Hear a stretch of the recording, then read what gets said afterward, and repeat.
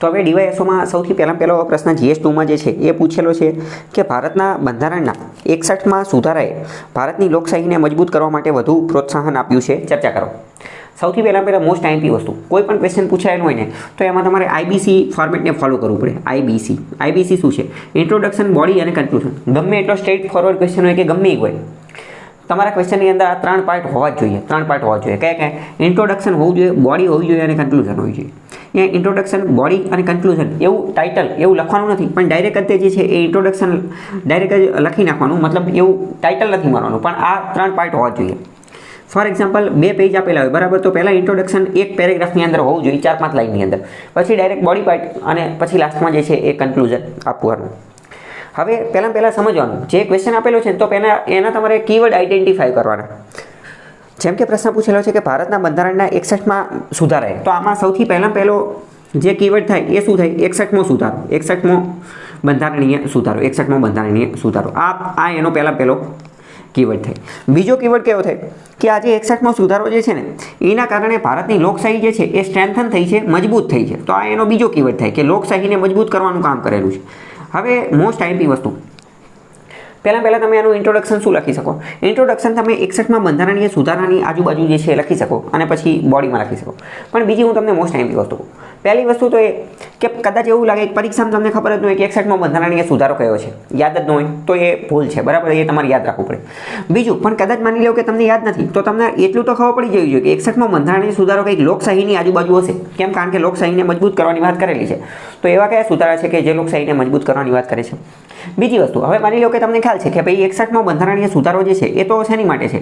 તો કે આ મતદાનની ઉંમર જે છે, મતદાનની ઉંમર એ 21 વર્ષથી ઘટાડી અને 18 વર્ષની કરેલી હતી. 1989ની અંદર આ ઘટના જે છે એ થયેલી હતી રાજીવ ગાંધી સરકારની અંદર.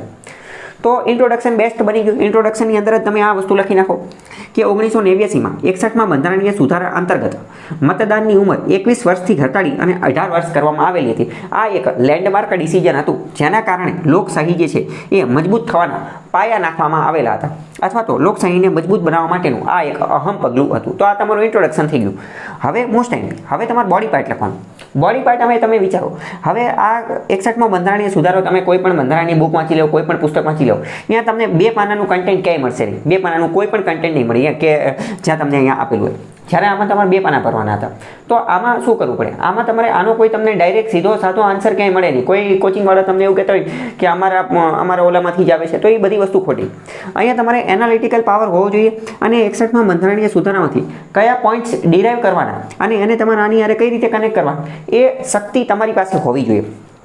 એ પ્રેક્ટિસથી, આન્સર રાઇટિંગથી અને તમારી એનાલિટિકલ સ્કિલ અને તમારું જે બહોળું વાંચન જે છે એના આધારે જ આવશે. બાકી તો ક્વેશ્ચન તો બધાય આપી દે એવી રીતે હોય નહીં, બરાબર.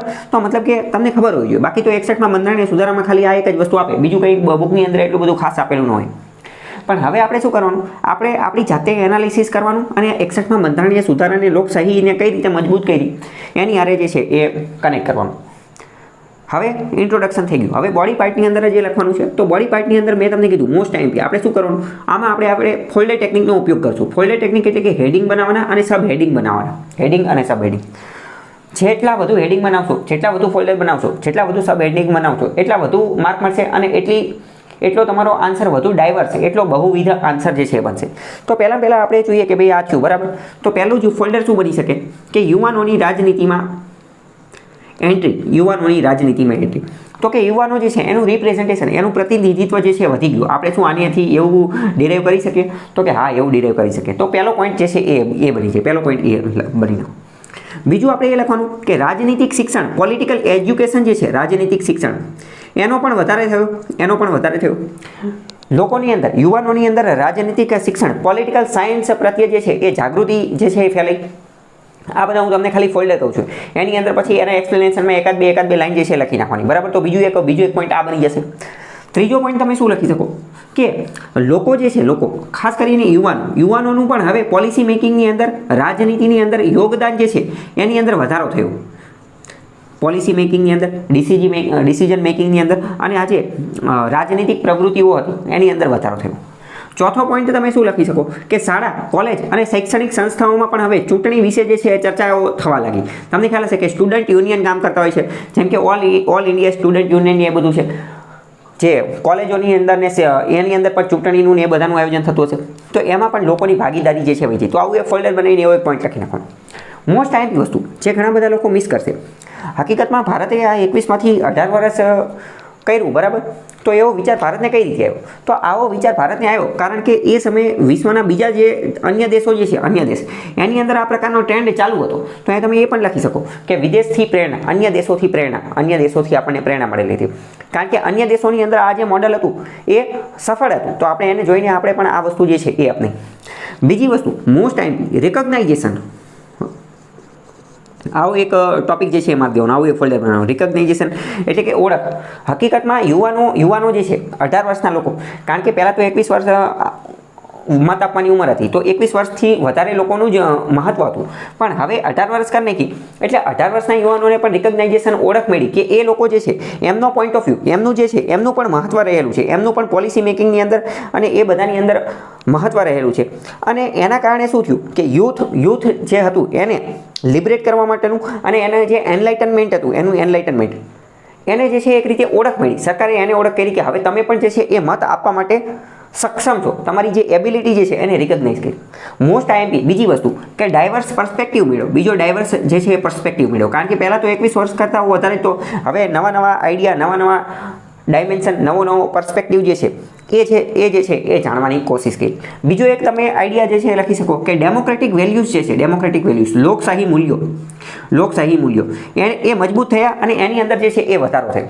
તો હવે આ બધા પોઈન્ટ આડાવડા જે છે એ લખવાના હોય અને એને જે છે આની હારે કનેક્ટ કરવાનો હોય. અને પછી લાસ્ટમાં જે છે એ તમે કન્ક્લુઝન લખી શકો. કન્ક્લુઝનમાં તમારે એ જ વસ્તુ લખવાની હોય કે 61મો બંધારણીય સુધારો જે છે એ એક રીતે ભારતીય બંધારણની સફરની અંદર અથવા લોકશાહીને મજબૂત બનાવવા માટે એક મહત્વનું પગલું હતું. અને એના અંતર્ગત જે છે એ લોકશાહીને ઉત્તેજન મળ્યું હતું, યુવાનોની ભાગીદારી જે છે એમાં વધારો થયો હતો અને રાજનૈતિક પ્રક્રિયામાં જનતાનું પ્રતિનિધિત્વ જે છે એમાં વધારો થયેલો હતો.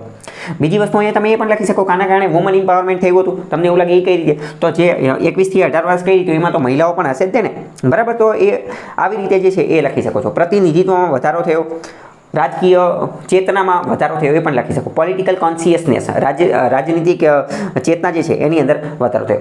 બીજું એ કે આની અંદર જે છે એ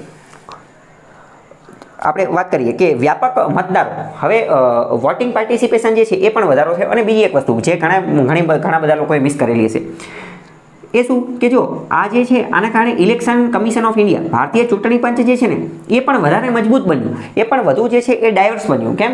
કારણ કે પહેલાં ચૂંટણી પંચની અંદર એ સિંગલ મેમ્બર બોડી હતી, એની અંદર ખાલી એક જ ચેરમેન રહેતો હતો. પરંતુ આ સુધારો કર્યો એના કારણે જે છે એ વોટિંગ પાર્ટિસિપેશન વધી ગયું, વધુ લોકો જે છે એ મતદાન આપવા માટે એલિજિબલ થઈ ગયા. એટલે એક સભ્ય જે છે એ હતો એને ઘટાડી એની અંદર સુધારો કરી અને 3 સભ્યવાળી બોડી કરી નાખી. બીજા 2 સભ્યો જે છે એ પણ ઉમેરા. શરૂઆતમાં 1 સભ્ય ઉમેર્યો હતો, પછી આગળ જઈ અને 2 સભ્યો ઉમેર્યા હતા. એટલે ઇન શોર્ટ વાત કરીએ કે ચૂંટણી પંચ જે છે, ચૂંટણી પંચ એનું એડમિનિસ્ટ્રેશન, એનું વહીવટ જે છે એની અંદર પણ ફેરફાર થયો અને એની કામ કરવાની પદ્ધતિ જે છે એની અંદર પણ ફેરફાર થયો. તો એ વસ્તુ પણ તમે અહીં લખી શકો છો. સમજો આ હવે જો લોકશાહી મૂલ્યો 61મો સુધારો, તો એને આ મેં તમને કીધું કે ઇલેક્શન કમિશન ઓફ ઇન્ડિયા, તો એ બહુ બધી બુકની અંદર બહુ ઓછી જગ્યાએ જોવા મળશે, બરાબર? અથવા તો એટ ધેટ ટાઈમ યાદ આવે એ એટલું શક્ય નથી. પણ તમે જ્યારે આ બધી વસ્તુને એનાલાઇઝ કરો તો તમને ખ્યાલ આવી જાય કે બરાબર ECI આ એક પોઈન્ટ જે છે એ પણ લખી શકાય છે. અને એની એ જે છે એક રીતે એનું માળખું જે છે વધારે મજબૂત થયું, એની એકાઉન્ટેબિલિટી જે છે એ વધી અને એણે જે છે એ લોકશાહી પ્રક્રિયા જે છે એની અંદર સુધારો લાવવા અને એને વધુ પાર્ટિસિપેશન લાવવા માટે જે છે એ અલગ નવતર પ્રયોગ જે છે કર્યા. અને પછી લાસ્ટમાં કન્ક્લુઝન લખી શકો છો.